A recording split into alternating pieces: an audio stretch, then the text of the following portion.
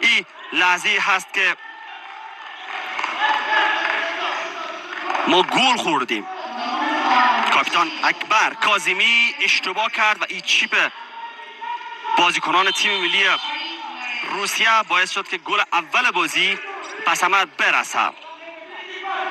ولیف گل اول را به ثمر رساند. حالا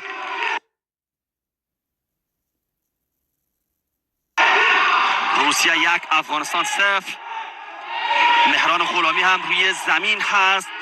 داور معتقد به خطا نیست. این موقعیت دوم و خوشبختانه که تبدیل به گل نشد. ببینیم در ادامه مهران میتونه به بازی ادامه بده یا خیر.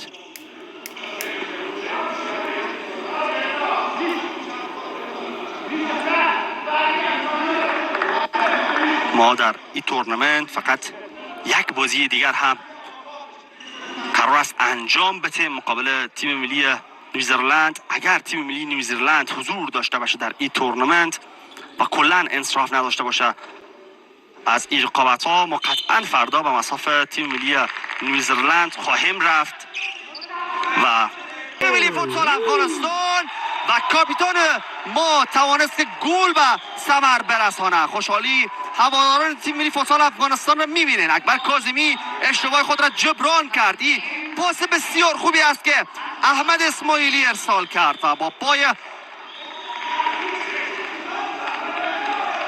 شب خود ضربه مستحکمی به توپ زد و توانست دروازه را باز بسازد. روسیه 1 افغانستان 1.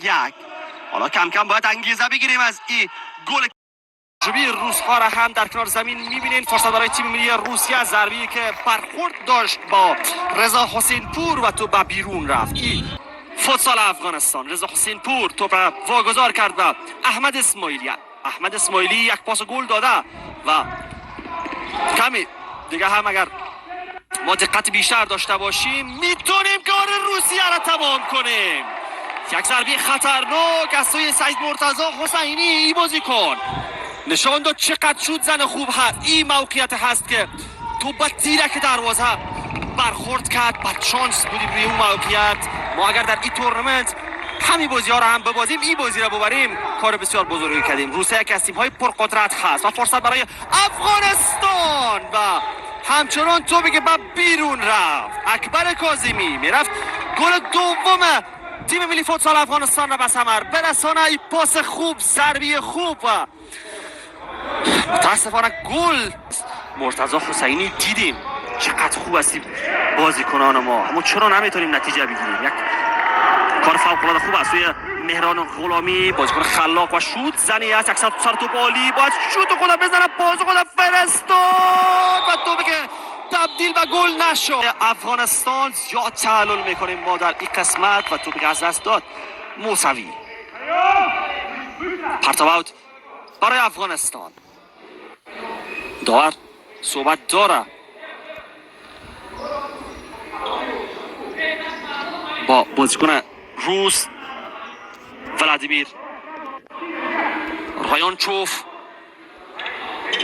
و حتما به آرامش دعوت میکنه بازیکن روس را. خوب عملکرد داشته در بازی ها برای تیم ملی روسیه. خطا برای افغانستان. مهران غلامی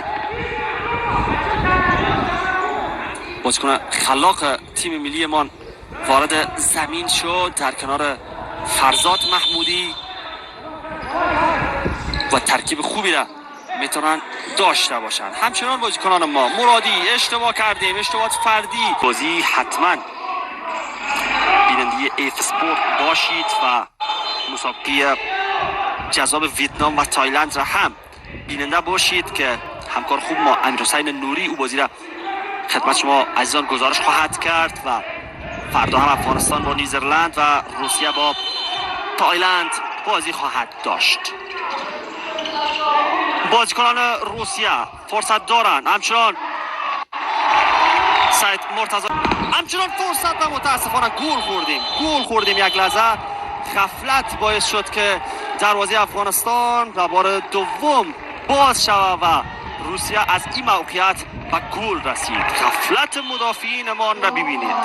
دو بازیکن مهران غلامی و مرادی هر دو بازیکنی هست یک بازیکن روس را نتونستن مهار بسازن، نتونستن قید کنن به اصطلاح فوتسالی و از روی نقطه ضعف ما ولادیمیر تونست گل زنی داشته باشه. سومین گل خود ولادیمیر در سلسله توس. پاسکاری کوتاه. روسیه اگر بتونه این بازی را پیروز شود، فرصت ضربیه خطرناک از سوی کاپیتان ما اکبر کاظمی. اگر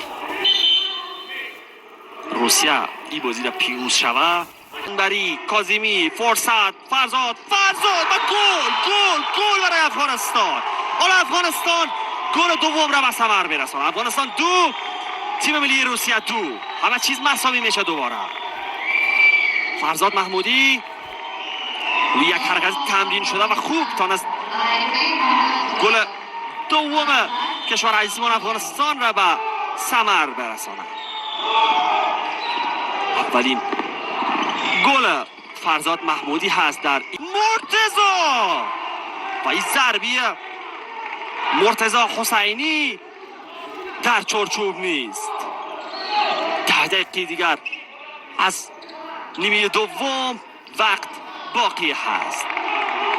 رضا حسین پور تو به دور ساخت، تحت فشار قرار گرفته دروازه‌بان تیم ملی فردی در ترکیب افغانستان بیشمار زیاد شده. اما من نمیدونم چرا صحبت نمیشه با بازیکنان ما. خب موسوی روی زمین هست، احساس مظلومیت میکنه و باید از زمین بازی بیرون شود.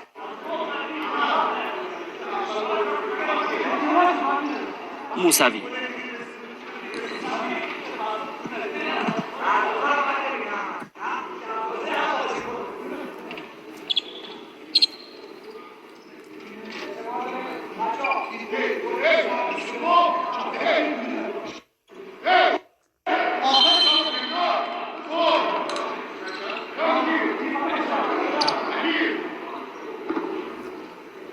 خب موسوی از زمین به بیرون میره. سعید گل هم متاسفانه دریافت کردیم، اما میتونیم شرایط را تغییر بدیم و مهران غلامی چرا این همه پیش انداخت توپ را. باید پاس خوب، فرصت برای افغانستان و گل برای افغانستان. گل سوم و انشالله که ما این بازی را پیروز شویم. یک گل بسیار خوب از سوی بازیکنان تیم ملی فوتسال افغانستان روی اشتباه مرگبار روسیه صورت گرفت و افغانستان گل سوم را به ثمر رساند. ما کامبک زدیم در این بازی. این لحظه هست که تو به دست مهران غلامی یک لحظه فکر کنم برخورد کرد، اما حالا داور تایلندی این بازی رفت به سوی ویدیو چک تا ای که از نزدیک ببینم واقعا تو به دست مهران برخورد داشت یا خیر. اگر برخورد را قبول کنم و تو وارد زمین شد. حسین بور امرا مهران غلامی وارد زمین شد. همچنان اکبر کاظمی، پیشروی اکبر کاظمی، پاس خدا فرستاد. این باید گل باشه. فرصت و گل برای افغانستان. حسین بور گل سوم را زد و این گل سوم باید پذیرفته شود. گل بی‌نقصی بود این گل و خوشبختانه که ما گل سوم را به ثمر رساندیم. یک گل ما پذیرفته نشد وگرنه گل 4 مردمی بود.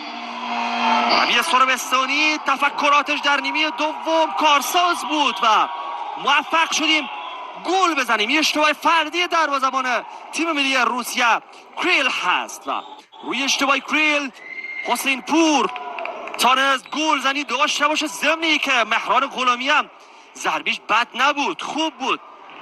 راحتی بکشیم و نگذاشت روس‌ها که ما جشن پیروزی در بازی سوممان را بگیریم. حالا یک عملکرد تمرینی تونستن گل سوم را به ثمر برسانند. افغانستان 3 روسیه 3 و 35 ثانیه دیگر تا پایان بازی.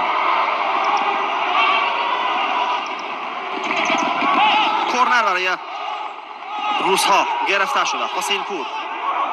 خب حالا ما بازی را واگذار نکردیم، امیدوار هستیم که واگذار نکنیم بازی را. 25 ثانیه دیگر و انشاءالله که گل در پی نداشته باشه و دوباره کورنر. 22 ثانیه دعا کنیم که حداقل گل نخوریم. ما اگر نتونستیم پیروز شویم حداقل یک مساوی بگیریم مقابل خول پرقدرت دنیا تیم روسیه. فرصت به احمد اسماعیلی، خوشبختانه که این توپ را گرفت. 11 ثانیه دیگر و همچنان نفس ها در سینه حبس هست. این موقعیت خطرناک دیگری بود که هدر رفت. این آخرین موقعیت روسا خواهد بود و 9 8 7 6 5 4 3 2 1 و 2 ثانیه دیگر هم باقی هست و قطعا ویسل پایان را میشنویم.